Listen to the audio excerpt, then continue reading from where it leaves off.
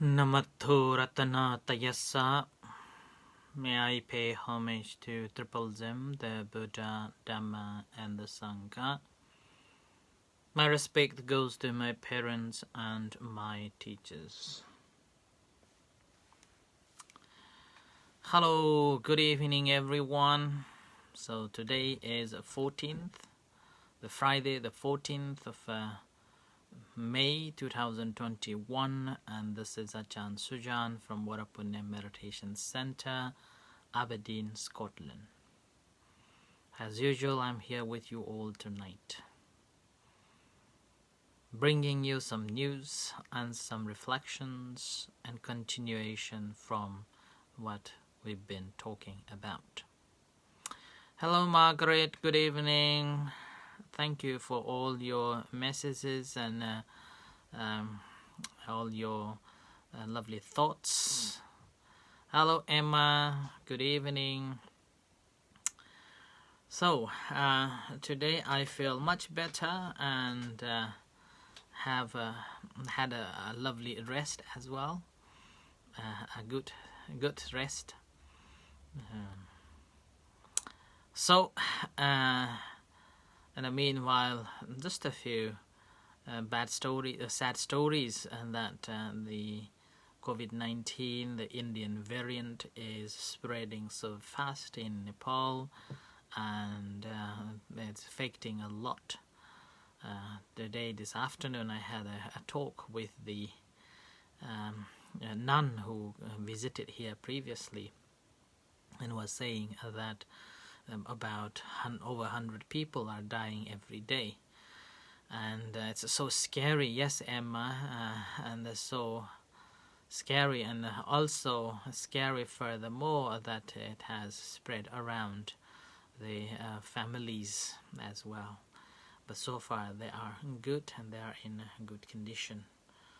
So that is the sad story from me, and we'll see. And from tomorrow they're going to have a complete lockdown, and the country is going for another lockdown for a couple of weeks, just to control this pandemic.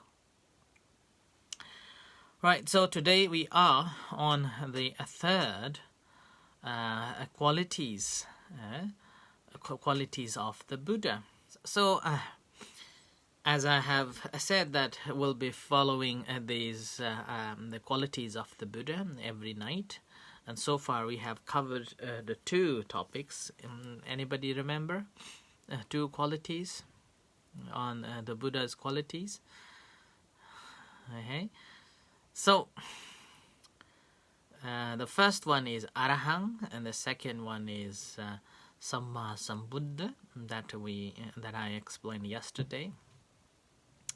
And today will be called Vijjacharana Sampanno. So basically, the Buddha's qualities, there are 9 qualities, and in basic term we know, and this is normally we practice during the evening and morning chanting.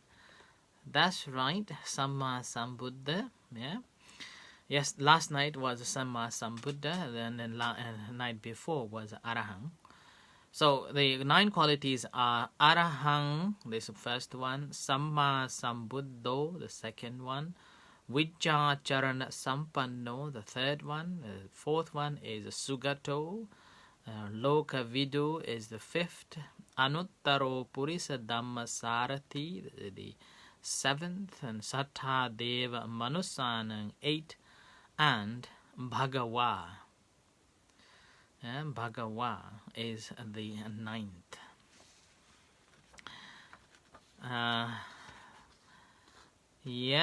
So we were talking yesterday. I was explaining about the 3 different types of the Buddhas. That is sammasambuddha, Pacceka Buddha, and Savaka Buddhas, and why the sammasambuddha is important, and why he is well respected. So today I am going to talk on the Vijjacharana Sampanno, which means This is the third quality of the Buddha, and this means he's impeccable in conduct and understanding. It's okay, Margaret. I know that this is all in Pali language. It's ancient language, so it's very ancient language. It's not easy to remember unless you are studying it. Maybe I will, if you notice after the talk, normally I write the topic down, so from there you can pick up the other topics. And meanwhile, I probably in the future I will explain furthermore and how to read and things. So this is the third one, which is a Vijja Charana Sampanno, and here is basically the translation is impeccable in conduct and understanding. Impeccable. So that's or another translation is endowed with a clear vision and a virtue. Or basically having a good conduct and a good behavior. And when I was looking at it, I come up with one beautiful discourse. Okay, that's good. Margaret, we can study Pali language. So there's one discourse come up. And this discourse is the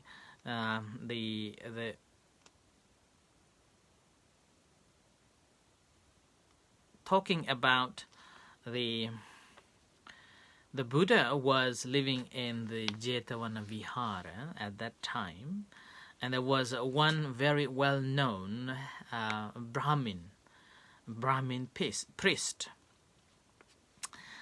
and his name was Chanusoni Brahm. And this noble one, this Brahmin or a priest, occur so many times, but in particular in this discourse he was talking about that how do we know that one has got a full vision or clear vision and a virtue, or impeccable in conduct and understanding.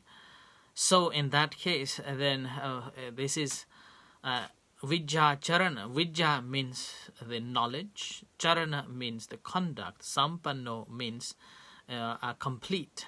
So a person who has fully understood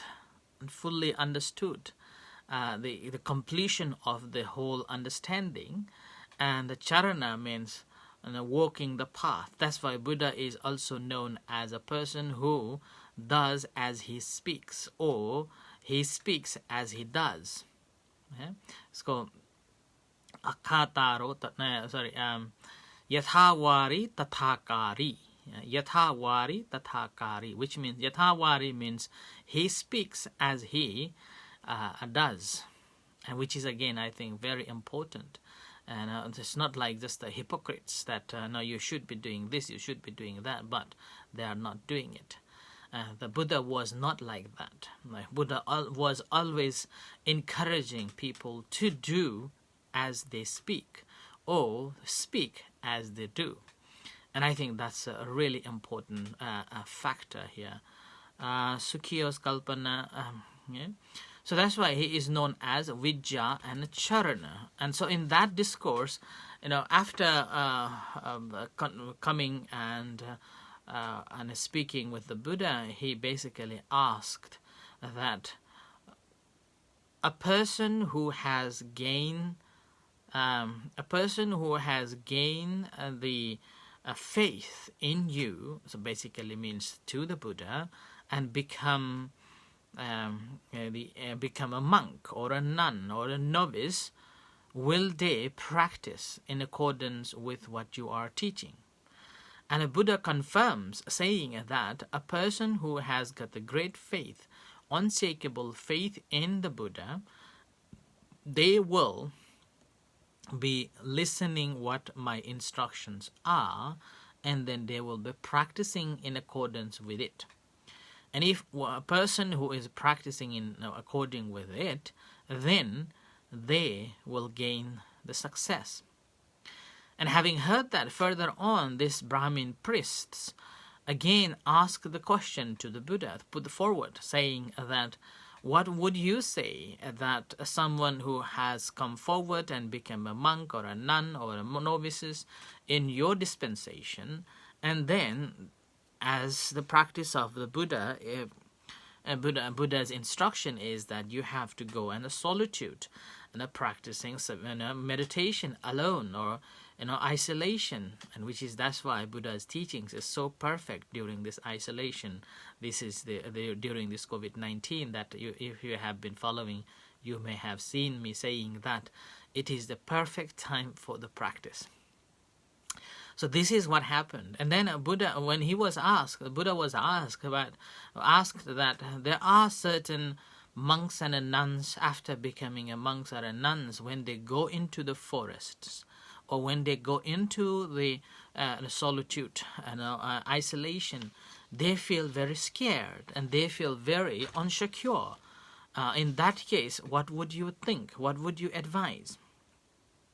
And obviously, I think we all have that, since we are loving to be engaged with the people, and despite we don't like them to be around, but we always look for some company. And here again, same thing, that someone who become a monk or a nun or given a homeless life, home life, and become a homeless in the dispensation of the Buddha, then they feel, will they feel scared and fear being alone? And in this case, Buddha gave a very, and a forward, and he was giving his example. He was saying that before the enlightenment, as being the bodhisattva or the person who is seeking to be the Buddha, he did have some fear. Okay, and remember, he was a prince. He was a prince, and he was having a school and a homeschooling at his own palace. Everything was perfect, guarded, and every food, every securities were fully provided. And now he became a monk. Basically, he had nothing, no good food, no good shelter, and no protection at all. So that's why when he was explaining to this Janushoni Brahman that when he gave up the palace life and became an ascetic while he was practicing for the enlightenment, he did have a fear of being alone. He did have this fear of frightening thoughts. And after having those frightening thoughts, he basically channeled that frightening thought and that fear into new form. And he basically reflected that, I haven't done anything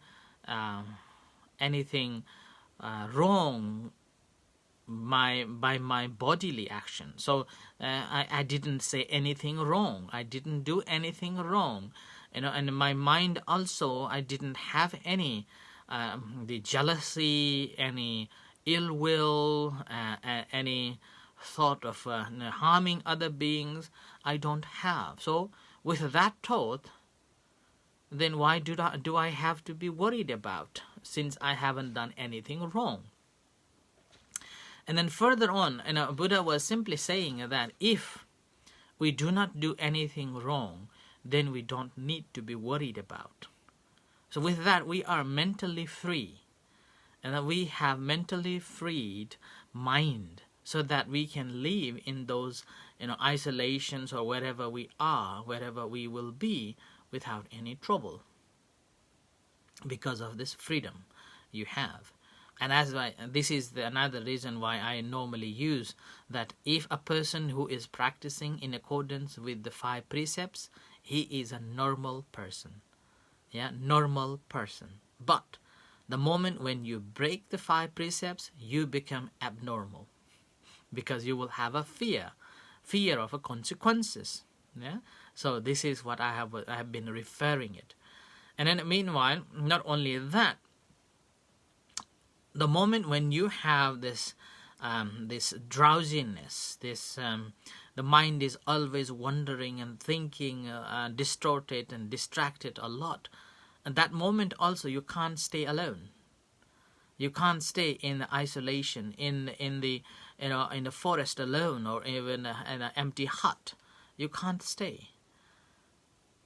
But the moment when your mind is not in drowsiness, not disturbed, and the mind is not having any troubles, and you're able to watch your mind and able to see your mind, and then you will be able to stay in that.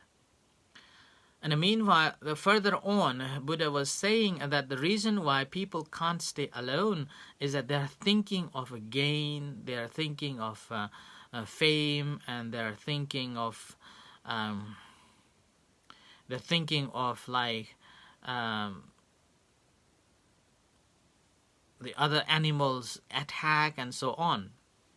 But the moment when your mind is not deluded, your mind is fully absorbed in the samadhi, and you have the panya, your mind is fully alert and awake, and you're having the alertness and having a clear comprehension, then that moment, doesn't matter where you stay, doesn't matter where you are, you will be able to stay there without any fear, without any trouble at all. So I think this is a very important factor to be free yourself from all the fears. Doesn't matter what it is, all the fears and all the worries. So the moment when we are free from bodily unwholesome actions, verbal unwholesome actions, and the mind is free from the lust and essential desires, ill will, jealousy, and then mind is calm and collected, absorbed in the object, and you are able to be mindful of that, then what happens is that you don't need to have any fear at all. You will be living in the present moment. Yeah? And meanwhile, further on, Buddha was talking that the moment when you have any fear or any worries generates in you, that moment starts from a walking meditation. So walking meditation, and do a walking meditation for some times, and then see that your fear goes off or not. And if not, again standing for some times, and see that whether the fear is still there, persist, and it still exists. Then sit down, sit down and practice looking at that fear, watching that fear, and then until it fades away. And if it's not going yet, then again lie down and pay attention to it. And that's how, the more you are doing in this way, what happens is that mind becomes very concentrated, collected, and the mind is free from all the akusalas, the unwholesomes, and then your mind is free from the all this lustful and sensual desire. And with that, you will be attaining the calmness of mind, the tranquility of mind. Your mind is in the solitude. The moment when your mind is in a solitude, you will attain the happiness. You will attain the joy of being alone, joy of being nothing to do, nothing to worry. And then with that, your mind is so absorbed in the present moment. When your mind is absorbed in the present moment, then you will gain 3 knowledges. So Vijja is 3 knowledges. The first knowledge you can channel to see your previous lives. And this is quite scary. You can see previous lives. It's called Pubbe Nivasanu Satiyana. So you will be able to comprehend your previous lives, like one life before in a previous life, or 2 previous lives, 3 previous lives, 10, 50, 100, thousands, or even saying that the world systems, it's called kalpas, the moment when the world was declining and the moment when the world was reappearing, so destructions and construction time of this world system for many, many eons of time. And now do not ask me what the eon means.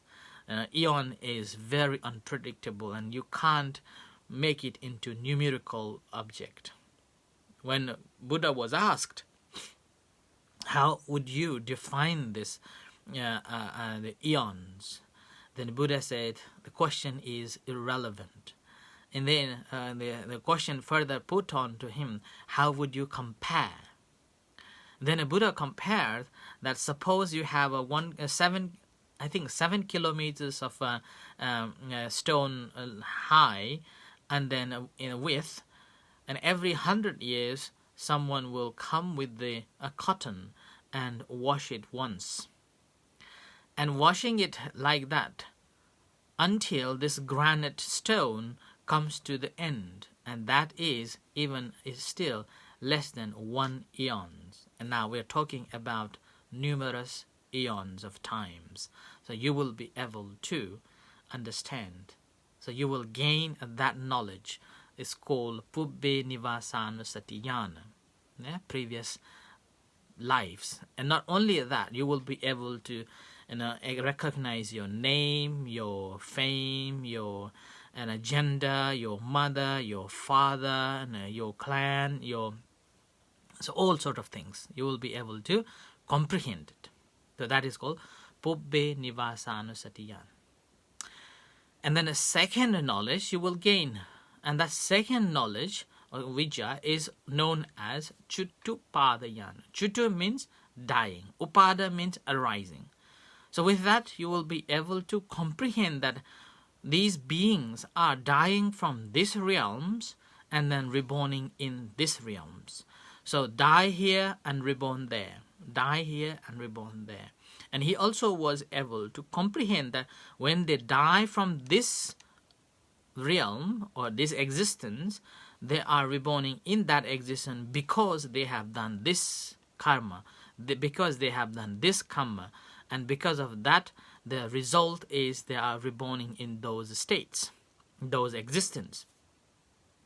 And meanwhile, when they have the right understanding, and then they are changing their behavior and they're changing their actions in that life, when after the destruction of that life, reborning in another life, then they will be reborning in a better or in the good life, where he or she can develop further the right understanding.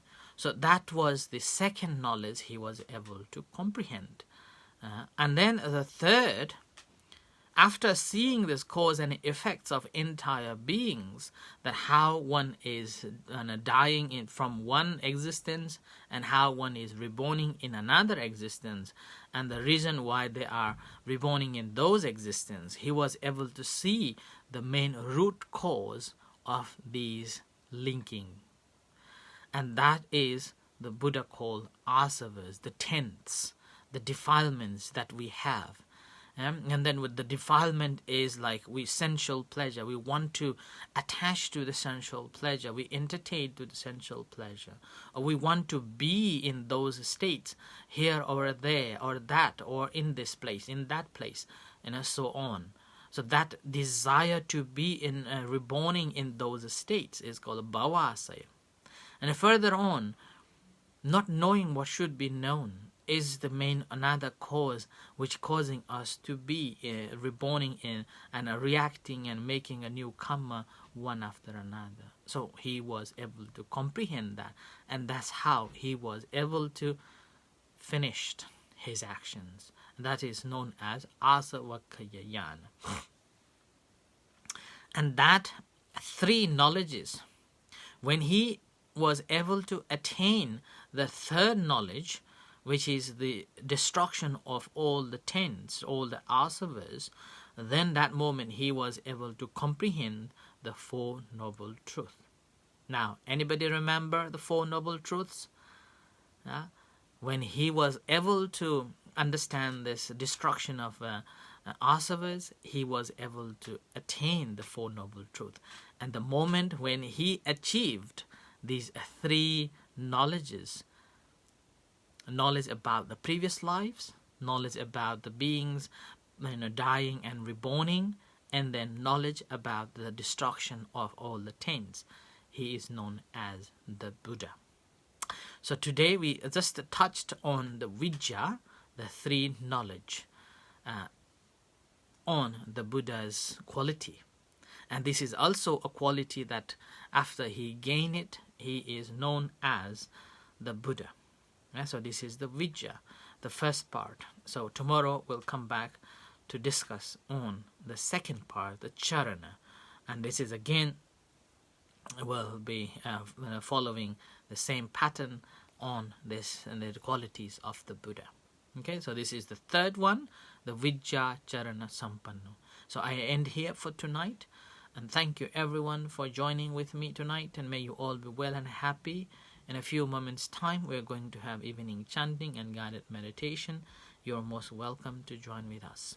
Until then, good night and see you shortly. Satu.